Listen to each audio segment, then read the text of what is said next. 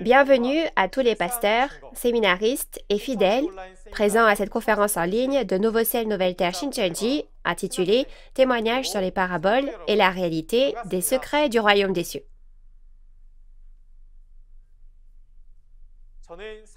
Je suis Chano Kwak et je serai votre présentateur aujourd'hui. Nous avons appris la vraie signification de la lumière, la lampe, l'aveugle, le sourd et l'habit de noces en parabole la dernière fois. La raison pour laquelle nous pouvons témoigner du sens et de la vraie réalité des paraboles à Nouveau Ciel Nouvelle Terre Shincheonji Église de Jésus est d'abord que toutes les paraboles ont été ouvertes clairement puisque le temps promis est venu, et ensuite, c'est parce qu'il y a le pasteur promis qui a vu et entendu tous les secrets cachés du royaume des cieux aux côtés de Jésus. Aujourd'hui, j'espère qu'au cours de ce temps, vous pourrez vérifier le sens et l'accomplissement physique des paraboles, qui est la clé du secret du royaume des cieux, et acquérir une précieuse réalisation. Alors d'abord, prions avec le même cœur. Dieu notre Père très saint, plein d'amour et de grâce. Merci beaucoup de nous permettre de vivre dans l'amour de Dieu aujourd'hui encore. En particulier, veuillez remplir de beaucoup de grâce et d'amour les précieux enfants de Dieu qui assistent à cette conférence en ligne de Nouveau Ciel Nouvelle Terre Shincheonji, témoignages sur les paraboles et la réalité des secrets du royaume des cieux. S'il vous plaît, en ce temps, ouvrez les yeux et les oreilles de tous les membres de la famille de la foi qui reçoivent ce témoignage pour qu'ils puissent voir et entendre la Bible et donnez-leur plus de réalisation. Guidez-les afin qu'ils puissent entrer dans la Bible et devenir de vrais croyants qui ne font qu'un avec Dieu, Jésus et la vérité. S'il vous plaît, guidez l'instructeur qui témoigne et guidez-nous du début à la fin, afin que ce soit un temps précieux, débordant de grâce et de gratitude, à la fois pour celui qui délivre la parole, comme pour ceux qui la reçoivent. Nous rendons gloire à Dieu pour tout et avons prié au nom de Jésus, qui a expié nos péchés. Amen. Témoignage sur les paraboles et la réalité des secrets du royaume des cieux. Aujourd'hui, nous allons voir la leçon numéro 9, le trésor et le riche en parabole. Nous allons accueillir l'instructeur Jaewon Ho de la tribu de Matthieu qui nous parlera du trésor et du riche en parabole. Bonjour et bienvenue à tous les pasteurs, séminaristes et fidèles du monde entier qui aiment Dieu et Jésus et qui espèrent aller au royaume des cieux et avoir la vie éternelle. Je suis Jaewon Ho, un instructeur du centre, et j'ai appris du chef de la tribu de Matthieu, une des 12 tribus de Nouveau Ciel Nouvelle Terre Shincheonji. Notre chef de tribu a lui-même appris du président de Nouveau Ciel Nouvelle Terre Shincheonji, Manny Lee. Merci beaucoup d'être présent à cette conférence en ligne d'aujourd'hui, intitulée « Témoignages sur les paraboles et la réalité des secrets du royaume des cieux ». Bien que nos dénominations et nos doctrines soient différentes, nous sommes tous des croyants qui placent leur espoir en Dieu et en le royaume des cieux. Puisque Dieu est la parole, j'espère que ce sera un moment béni pour rencontrer Dieu à travers la parole. J'espère que cette conférence sera pour vous un moment précieux pour comprendre le vrai sens et la réalité des paraboles du royaume des cieux dont Jésus a parlé. Le titre de la parole que nous examinerons aujourd'hui est « Le trésor et le riche en parabole ».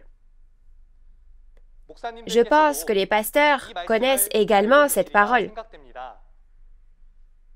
Mais j'apprécierais que vous écoutiez encore une fois ce que je vais expliquer concernant ces choses aujourd'hui. J'espère que vous deviendrez le peuple du royaume des cieux qui entendra clairement le vrai sens de la parabole du trésor et du riche dont parle la Bible et le gravera dans son cœur. Tout d'abord, Il existe deux types de trésors dans la Bible, le trésor physique et le trésor spirituel, soit le trésor physique en parabole. De plus, puisqu'une personne qui a beaucoup de richesses, de trésors, est riche, il existe deux types de personnes riches, le riche physique et le riche spirituel, soit le riche physique en parabole. Cher pasteur, que pensiez-vous de ces choses avant? Dans les 4 évangiles et l'Apocalypse, Jésus a parlé en parabole et en secret selon la volonté de la parole de Dieu. Nous ne devons donc pas le prendre au pied de la lettre, mais comprendre le vrai sens des paraboles cachées à l'intérieur. Aujourd'hui, je vais vous parler de la véritable signification du trésor et du riche en parabole. La véritable signification du trésor spirituel est la parole. Et le vrai sens du riche spirituel est une personne qui a beaucoup de paroles.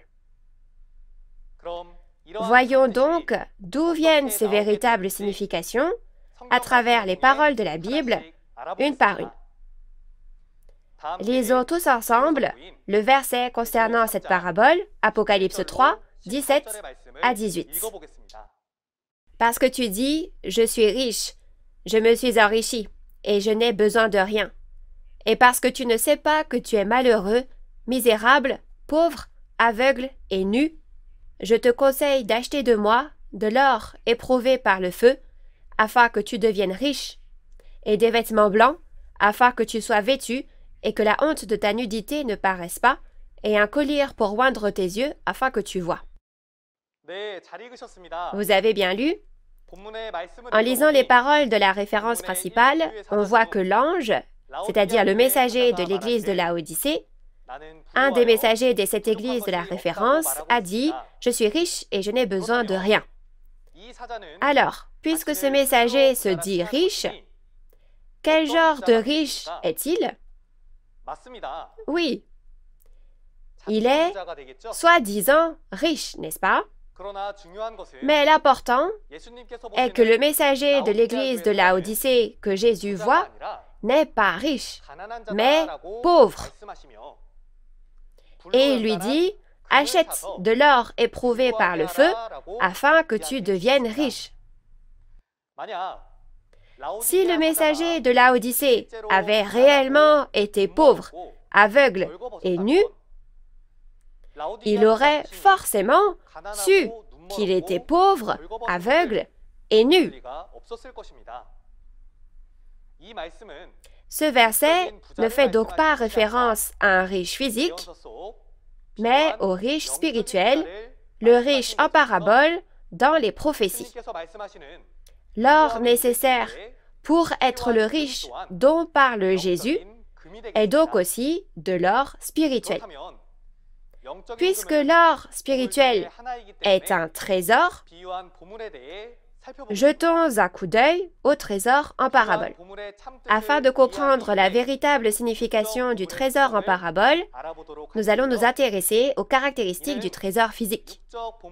Les caractéristiques du trésor physique sont utilisées pour parler du trésor spirituel en parabole, qui est le secret du royaume des cieux. Donc, si l'on connaît les caractéristiques du trésor physique, on peut facilement comprendre le véritable sens du trésor spirituel. Chers auditeurs, si je vous dis trésor, à quoi pensez-vous? À diverses pierres précieuses, telles que l'or, l'argent et le saphir, n'est-ce pas? Quelles sont les caractéristiques de ces trésors physiques? C'est précieux et ça a de la valeur, n'est-ce pas? La raison en est qu'ils ne changent pas d'apparence au fil du temps. Et comme tout le monde ne peut pas les avoir facilement, leur valeur est forcément grande. Dans la Bible, ces trésors sont décrits de plusieurs façons. Les types de trésors physiques dans la Bible comprennent l'or, l'argent, les perles, etc. Nous les qualifierons de trésors de manière générale. Jusqu'à présent, lorsque nous pensions aux trésors, nous ne pensions qu'aux trésors physiques. Mais lorsqu'il s'agit de trésors dans la Bible, nous devons penser à la fois aux trésors physiques et aux trésors spirituels, soit le trésor physique au sens figuré. Ensuite, lisons la parole de Proverbe 25, 11 à 12. Comme des pommes d'or sur des ciselures d'argent, ainsi est une parole dite à propos. Comme un anneau d'or et une parure d'or fin, ainsi pour une oreille docile est le sage qui réprimande. Oui, vous avez bien lu.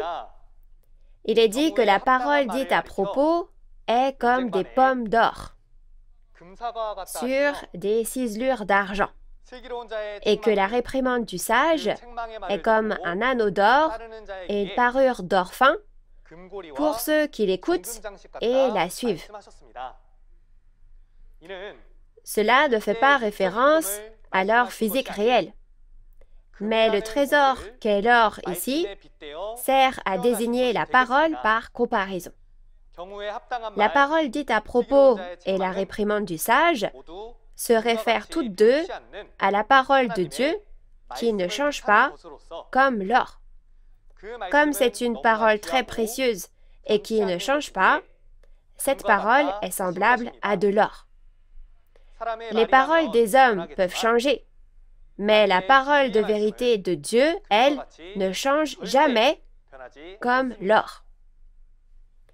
Si on regarde ensuite les paroles du psaume 12, versets 6 ou 7 en fonction des versions, regardant le trésor, il est dit que les paroles de l'Éternel sont des paroles pures, comme de l'argent éprouvé sur terre au creuset et 7 fois épuré.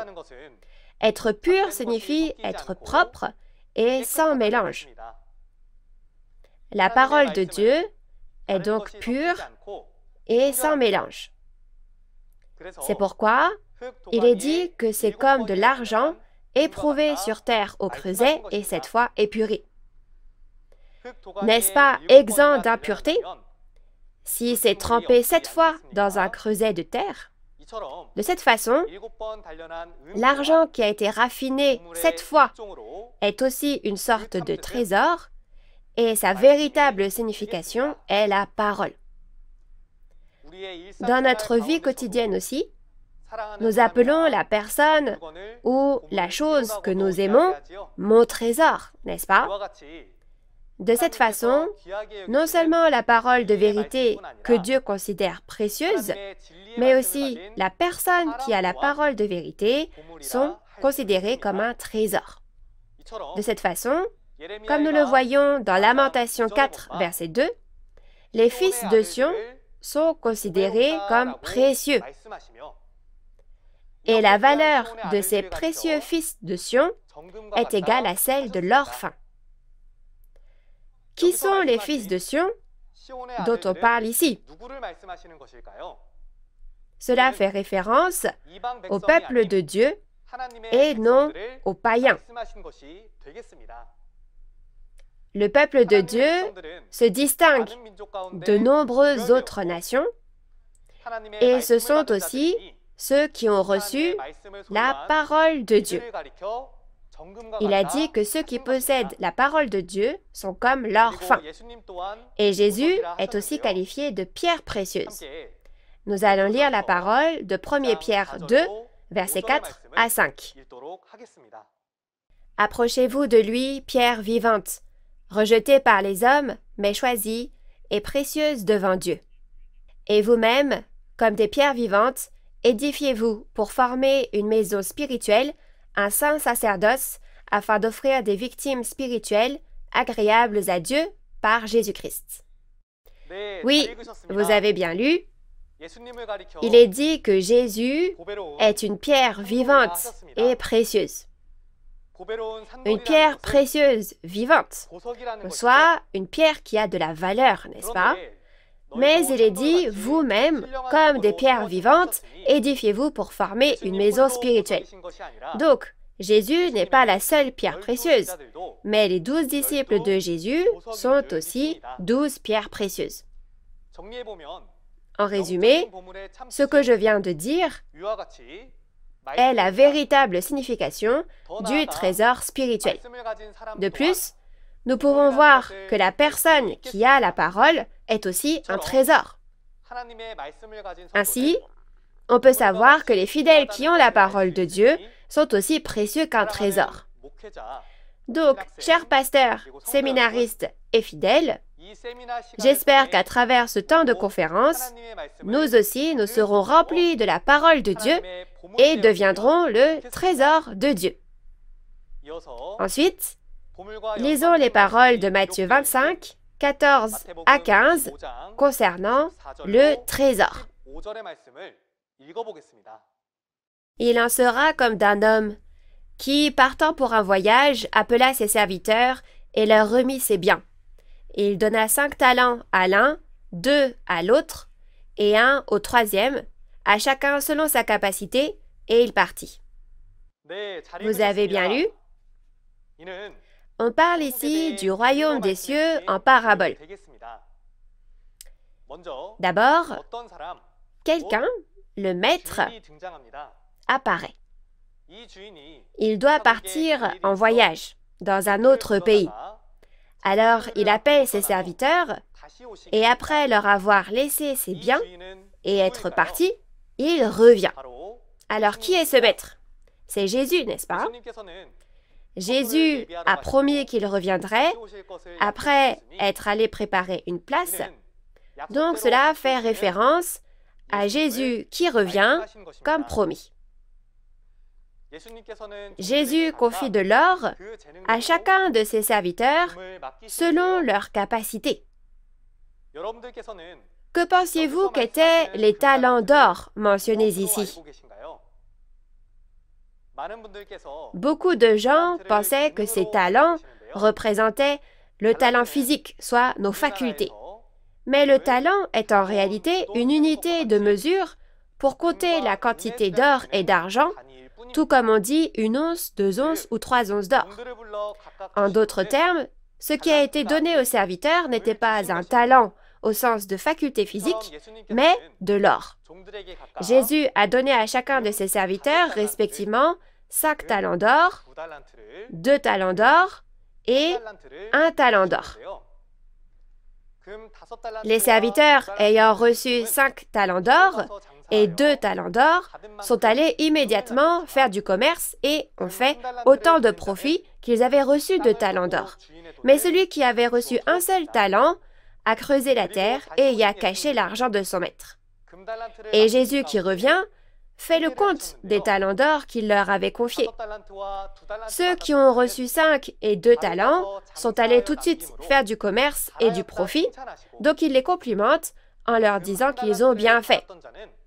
Et celui qui a reçu 1 talent d'or, il lui dit que ce qu'il avait reçu lui sera enlevé parce qu'il n'a pas fait de profit et qu'il est donc inutile, et il le chasse dehors dans les ténèbres où il y a des pleurs et des grincements de dents.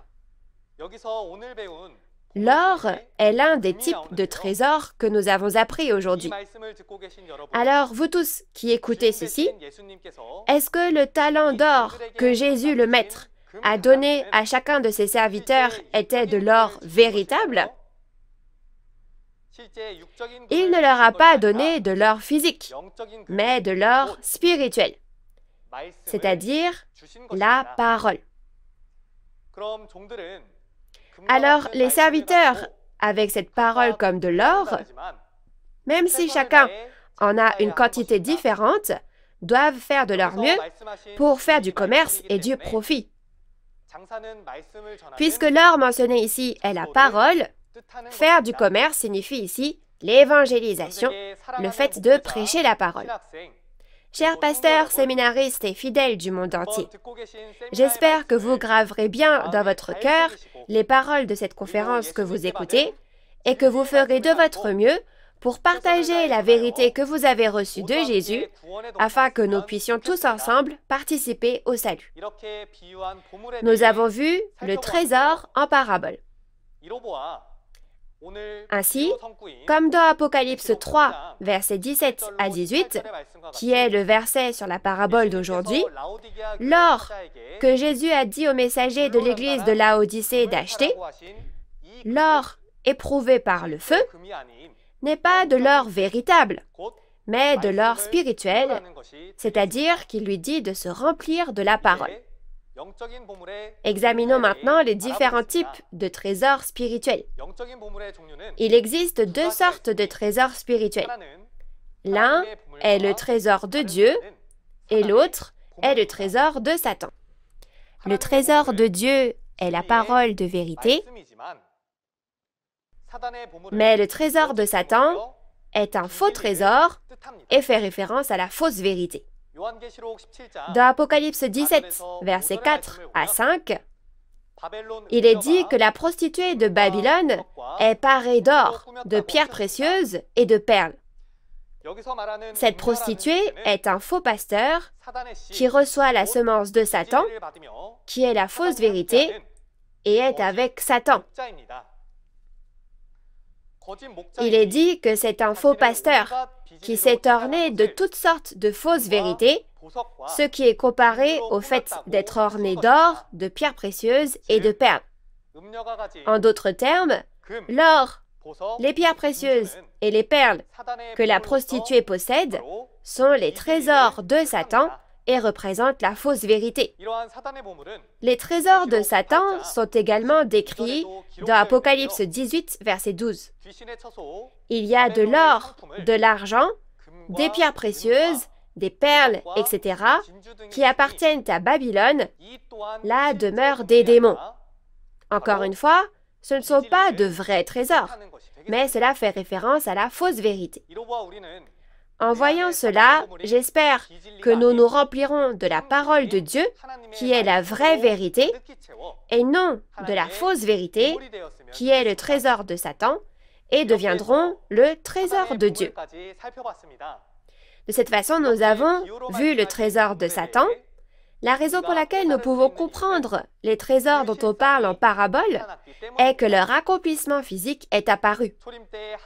La réalité du trésor de Dieu au premier avènement était Jésus et ses disciples qui ont reçu la parole et la parole de vérité. Parce que ce sont ceux qui possèdent la parole de Dieu, ils sont comme un trésor aux yeux de Dieu. Est-ce que vous tous qui écoutez cette conférence aviez les trésors de Dieu ou aviez-vous les trésors de Satan? Comme nous l'avons vu à travers la parole, seuls ceux qui ont les trésors de Dieu iront au royaume des cieux. Mais avez-vous déjà entendu parler du fait que ce royaume des cieux que nous espérons est composé de trésors? Si vous espérez vraiment aller au royaume des cieux, vous devez bien réaliser ces choses, n'est-ce pas? Puisque nous regardons les trésors aujourd'hui, nous examinerons également le royaume des cieux du monde spirituel composé de trésors. Le royaume des cieux dans le monde spirituel où Dieu réside est composé de trésors. Dans Apocalypse 21, ces choses sont bien décrites. Cependant, la réalité est que beaucoup de gens comprennent à tort qu'il s'agit d'un trésor physique. Chers auditeurs, avez-vous été au royaume des cieux? Ou avez-vous déjà entendu un témoignage concernant le royaume des cieux? Nous devons comprendre le sens précis de ce que Dieu dit à travers la Bible, pas les paroles des hommes. Lisons ensemble les paroles d'Apocalypse 21, versets 10 à 14. Et il me transporta en esprit sur une grande et haute montagne. Et il me montra la ville sainte, Jérusalem, qui descendait du ciel d'auprès de Dieu, ayant la gloire de Dieu. Son éclat était semblable à celui d'une pierre très précieuse, d'une pierre de jaspe transparente comme du cristal. Elle avait une grande et haute muraille, elle avait 12 portes, et sur les portes 12 anges, et des noms écrits, ceux des 12 tribus des fils d'Israël. À l'Orient 3 portes, au Nord 3 portes, au Midi 3 portes, et à l'Occident 3 portes. La muraille de la ville avait 12 fondements, et sur eux les 12 noms des 12 apôtres de l'agneau. Vous avez bien lu? La ville sainte, la Nouvelle Jérusalem, est le royaume des cieux du monde spirituel. L'apôtre Jean, guidé par le Saint-Esprit, voit le royaume des cieux dans le monde spirituel. Et en le regardant, il y a 12 portes de perles et 12 pierres de fondation, c'est-à-dire 12 pierres précieuses. Cela fait référence aux 12 disciples de Jésus. Et il y a une ville faite d'or pur et une place, un chemin, fait d'or pur, ce qui signifie les paroles immuables et précieuses de la vérité. Et cette ville sainte, la Nouvelle Jérusalem, viendra sur le nouveau ciel et la nouvelle terre, soit Shincheonji, comme dans Apocalypse 21, versets 1 à 2. Chers auditeurs, si la ville sainte, la Nouvelle Jérusalem, le royaume des cieux du monde spirituel, était faite de véritables trésors physiques, ne l'aurions-nous pas déjà découverte avec la technologie moderne, avec la science et la technologie de pointe la plus évoluée de l'histoire de l'humanité que nous avons aujourd'hui? On aurait déjà dû l'avoir trouvée, n'est-ce pas? Par conséquent, la ville sainte, la Nouvelle Jérusalem, qui est le royaume des cieux du monde spirituel dont on parle dans la Bible, n'est pas constituée de trésors physiques. La ville sainte, la Nouvelle Jérusalem, est le royaume des cieux du monde spirituel, composé de trésors. C'est l'organisation du royaume des cieux, composée de la parole de vérité et de ceux qui ont réalisé la parole de vérité. La parole est le trésor spirituel, et les esprits qui ont réalisé la parole sont aussi des trésors spirituels. C'est ainsi que le royaume des cieux du monde spirituel est constitué de ces trésors spirituels. Puisque le monde spirituel, c'est-à-dire le ciel, est ainsi constitué de ces trésors, alors comme nous le confessons dans le Notre Père, sur terre également, il doit y avoir un endroit constitué des mêmes pierres précieuses, n'est-ce pas? Dans Matthieu 6, verset 10, il est dit que ta volonté soit faite sur la terre comme au ciel. Ce qui est accompli dans le ciel, c'est le royaume des cieux dans le monde spirituel. Et la terre fait référence au royaume des cieux dans le monde physique. Comme nous l'avons vu dans Apocalypse 21, le royaume des cieux dans le monde spirituel est composé de trésors spirituels. Et il y avait principalement 12 portes de perles et 12 pierres de fondation. Si c'est ainsi que cela a été fait au ciel, donc cela doit être fait de la même manière sur terre également. De la même façon, ce qui est réalisé sur cette terre, c'est le royaume des cieux physique, et le royaume des cieux physique est également composé de trésors spirituels. En d'autres termes, le royaume des cieux sur terre est l'organisation du royaume des cieux, composé de la parole de vérité et de ceux qui possèdent la parole de vérité, et il doit forcément y avoir 12 pierres précieuses et 12 tribus. Ce n'est qu'alors que cela devient l'organisation du royaume des cieux sur terre, telle qu'elle a été promise au ciel. Chers auditeurs, Nouveau ciel, nouvelle terre, Shincheonji, est composé de la parole de vérité et de personnes qui ont réalisé la parole de vérité selon ces paroles, et il y a 12 tribus. C'est l'accomplissement physique qui a été créé sur cette terre selon Apocalypse 21. J'espère qu'avec le sens de ces paraboles, vous réaliserez aussi clairement leur accomplissement physique et deviendrez les réalités du trésor que Dieu reconnaît. Ensuite, regardons la parabole du riche spirituel. Le vrai sens de la parabole du riche est un homme qui a beaucoup de paroles. Alors, pourquoi un homme qui a beaucoup de paroles est-il comparé à un riche? Pour comprendre cela, regardons les caractéristiques du riche physique. Quel genre de personne est une personne riche? Ceux qui ont beaucoup de richesses, telles que l'or, l'argent et les pierres précieuses, sont riches. Le riche a le genre de vie que tout le monde veut avoir. Donc, si nous regardons les types de personnes riches dans la Bible, nous pouvons les diviser en deux types, les riches physiques et les riches spirituels. Les riches sont divisés en deux catégories, donc il y a aussi deux types de trésors que les riches possèdent, les trésors physiques et les trésors spirituels. Il y a ceux qui sont physiquement riches, qui ont de nombreux trésors physiques, et ceux qui sont spirituellement riches, qui ont de nombreux trésors spirituels. D'abord, regardons les gens physiquement riches mentionnés dans la Bible. Jetons un coup d'œil à ce que Dieu a dit à propos des riches physiques et des riches spirituels dans la Bible, et si les riches peuvent aller au royaume des cieux, et quel riche est le riche qui va au royaume des cieux, et quel riche est celui qui va en enfer. Tout d'abord, les riches physiques. Comme nous l'avons vu dans Matthieu 6, verset 24, Jésus a dit « Nul ne peut servir deux maîtres ». Les deux maîtres ici sont respectivement Dieu et l'argent. Il est dit qu'on ne peut pas servir Dieu et l'argent en même temps. La même chose est également dite par l'intermédiaire de l'apôtre Paul.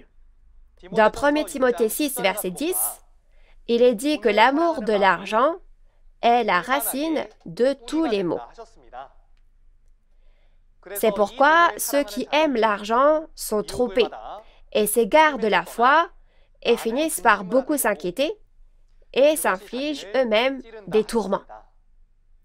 Si vous aimez l'argent, vous n'aurez d'autre choix que d'abandonner Dieu et vous n'aurez d'autre choix que de renoncer à la foi, n'est-ce pas?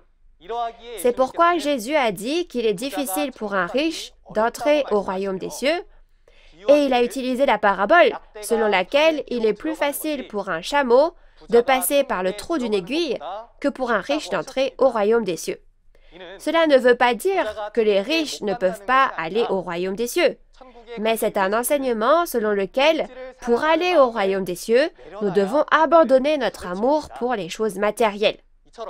Si le riche est une personne avec beaucoup de biens matériels comme ceci, examinons la véritable signification du riche spirituel à travers les caractéristiques du riche physique. Tout comme il y a deux types de trésors spirituels, il y a aussi deux types de riches spirituels. Premièrement, l'homme riche de Dieu est celui qui possède beaucoup de trésors de Dieu, la parole de vérité, et ce type de riche ira au royaume des cieux. Cependant, parce que les trésors spirituels ne sont pas seulement les trésors de Dieu, mais aussi les trésors de Satan, il y a aussi les riches de Satan. Si le trésor de Dieu est la parole de vérité de Dieu, le trésor de Satan est la fausse vérité. Une personne qui en a beaucoup est l'homme riche de Satan, et son résultat sera l'enfer et non le royaume des cieux. Dans Apocalypse 6, verset 15, il est dit que les rois de la terre, les grands, les chefs militaires, les riches, les puissants, tous les esclaves et les hommes libres se cachèrent dans les cavernes et dans les rochers des montagnes. Ce sont les gens qui seront jugés par Dieu et Jésus. Et ils se sont cachés dans des cavernes et entre les rochers des montagnes pour éviter ce jugement. Ici, les riches ne se réfèrent pas aux riches physiques, mais à ceux qui ont beaucoup de choses, c'est-à-dire beaucoup de trésors de Satan, la fausse vérité. Le résultat de ces gens est qu'ils seront jugés et iront en enfer. De cette façon, nous avons regardé aussi l'homme riche de Satan. Ainsi, comme vous avez pu le voir précédemment, l'homme riche en parabole est apparu dans la réalité. Au premier avènement, les riches appartenant à Dieu étaient Jésus et les 12 disciples. Jésus et ses disciples étaient remplis de la parole de Dieu et le résultat est le royaume des cieux. Chers pasteurs, séminaristes et fidèles,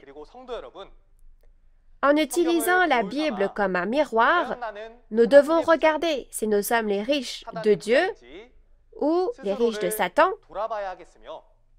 et rencontrons à tout prix le vrai pasteur de Dieu et remplissons-nous de la parole de vérité afin que nous puissions devenir des enfants de Dieu qui jouissent des bénédictions du royaume des cieux et de la vie éternelle. Passons maintenant à la conclusion de la parole d'aujourd'hui. Le trésor en parabole est la parole de Dieu qui ne change pas et est précieuse comme l'or. Et le riche en parabole est un homme qui a beaucoup de paroles. La parole de Dieu est comparée à un trésor par comparaison aux choses du monde, mais en réalité, c'est la parole de Dieu qui sauve notre esprit. Elle ne peut être comparée à aucun trésor du monde. La parole de vérité de Dieu nous libère du péché et nous donne le salut, la vie éternelle et le royaume des cieux. Alors débarrassons-nous de l'avidité pour les trésors physiques et abandonnons la fausse vérité qui est la fausse richesse et devenons riches, des riches qui possèdent la parole de Dieu, afin que nous puissions tous atteindre le salut ensemble. Avez-vous bien écouté la parole d'aujourd'hui? Réalisons tous les secrets du royaume des cieux. Jésus a dit que si vous ne réalisez pas les secrets du royaume des cieux, vous ne pouvez pas aller au royaume des cieux. Alors en ce temps, le vrai sens des paraboles des secrets du royaume des cieux est clairement témoigné parce que ce que Jésus a dit en parabole s'est accompli et la réalité est apparue comme promis parce que le temps est venu. Nous devons le savoir à tout prix. Dans la leçon suivante, un autre instructeur des 12 tribus de Nouveau Ciel, Nouvelle Terre, Shincheonji, témoignera très clairement de l'eau, la source et le fleuve en parabole. Le prochain instructeur est un meilleur instructeur que moi. Alors j'espère que la prochaine fois aussi, vous écouterez et réaliserez clairement. Pasteurs, séminaristes et fidèles qui avez donné de votre précieux temps pour écouter la parole, je crois que Dieu qui voit cela sera sûrement très content. Maintenant, pour finir, dans le sens où nous sommes un en Dieu et en Jésus, j'aimerais que l'on puisse clamer ensemble « We are one ».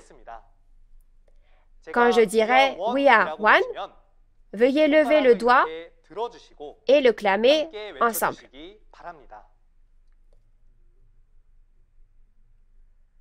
Nous sommes un en Dieu et en Jésus. We are one. Nous sommes un. Nous allons tous prier Dieu avec le même cœur. Dieu le Créateur, notre Père, qui est le grand Seigneur du ciel et de la terre, envers qui nous sommes reconnaissants. Nous vous rendons une grâce et une gloire infinie pour la grâce que vous nous avez accordée aujourd'hui de nous donner une vie si précieuse et aussi pour nous permettre d'entendre les précieuses paroles de Dieu le Père. Accordez la grâce et la réalisation à nos bien-aimés pasteurs, séminaristes et à tous les fidèles, afin que nous puissions pleinement réaliser ces paroles et graver les secrets du royaume des cieux de Dieu, la parole de l'Apocalypse dans nos cœurs, et afin que nous puissions naître de nouveau en tant que précieux enfants de Dieu. S'il vous plaît, guidez-nous pour que le monde où règne Dieu le Père puisse venir le plus tôt possible. Dieu notre Père, nous croyons que toutes choses sont en train d'être renouvelées. Dans un tel temps, Dieu le Père seul soyez glorifié. Et s'il vous plaît, soyez avec nous, afin que toute l'humanité dans le monde puisse vraiment vivre avec Dieu le Père pour l'éternité. Nous espérons que vous entendrez toutes ces prières et nous prions dans le nom saint et miséricordieux de Jésus-Christ. Amen. Merci d'avoir écouté jusqu'au bout.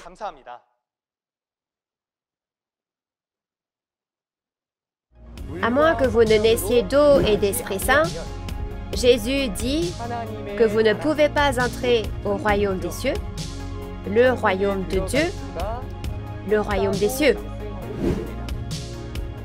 Alors, pour entrer au royaume des cieux, vous devez d'abord savoir ce qu'est cette eau, n'est-ce pas? Il est dit que ceux qui boivent l'eau que Jésus donne n'auront plus jamais soif et qu'une source d'eau qui donne la vie éternelle jaillira de leur sein. Comme vous pouvez le voir dans la vidéo, une conférence aura lieu lundi prochain sur le thème de l'eau, la source et le fleuve en parabole. L'heure sera la même qu'aujourd'hui, à 10 h du matin, alors j'espère que vous et moi allons tous être en mesure d'entrer dans le royaume des cieux désiré en y assistant. Les conférences en ligne de Nouveau Ciel, Nouvelle Terre, Shincheonji, témoignages sur les paraboles et la réalité des secrets du royaume des cieux, sont diffusées simultanément en 24 langues à travers le monde via la chaîne YouTube officielle de Nouveau Ciel, Nouvelle Terre, Shincheonji. Les conférences sur l'Apocalypse qui se sont tenues jusqu'en décembre dernier ont déjà suscité beaucoup d'intérêt de la part de nombreux pasteurs et écoles de théologie du monde entier. Ils ont signé un protocole d'entente avec Nouveau Ciel, Nouvelle Terre, Shincheonji, Église de Jésus, et nous sommes en train de devenir un. Nouveau Ciel, Nouvelle Terre, Shincheonji, Église de Jésus est ouverte à tous ceux qui aspirent à la parole. En plus des paroles que vous avez entendues aujourd'hui, si vous avez d'autres questions ou demandes de renseignements sur Nouveau Ciel, Nouvelle Terre, Shincheonji, Église de Jésus et sa doctrine, veuillez nous contacter au numéro représentant indiqué à l'écran. Nous vous informerons en détail et avec amabilité. Avec la prière que le Seigneur nous a enseignée, nous allons clôturer cette conférence en ligne de Nouveau Ciel, Nouvelle Terre, Shincheonji aujourd'hui. Nous allons faire le Notre Père.